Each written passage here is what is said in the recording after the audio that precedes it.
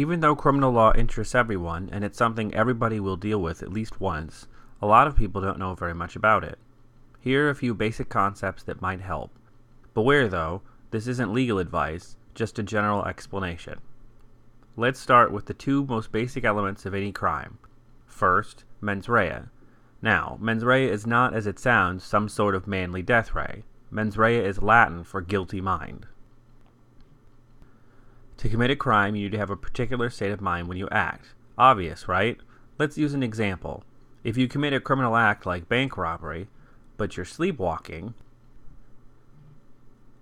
then you didn't act with a guilty mind, and so you didn't commit a crime. You have to act with a guilty mind at the exact time of the criminal act.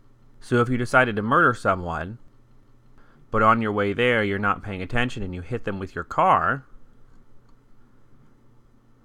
that's not murder, because even though you had a bad act and a guilty mind, you didn't have the guilty mind when you did the bad act.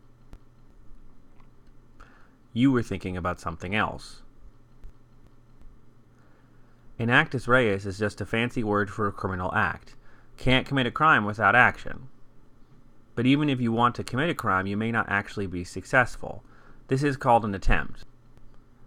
An attempt is a special crime that requires two things be present. First, the guilty mind, or the intent to commit a crime. Second, an act, something significant enough that the attempter is showing they really want to commit the crime, but not actually committing the entire crime. The world is full of criminals who didn't quite pull it off for all kinds of reasons. The difference in the criminal act is the important part. If you committed the whole act, it wouldn't be attempted robbery, it would just be robbery. For example, grabbing a purse but not actually taking it would be a big enough act to be an attempt. But touching a purse in passing, while you think about possibly grabbing it, would not be enough, even though you were thinking about it. So it's important not to jump the gun on stopping an attempt. Having the intent is still important. You can't commit an attempt because you're being reckless or not paying attention, even if you could commit the underlying crime that way.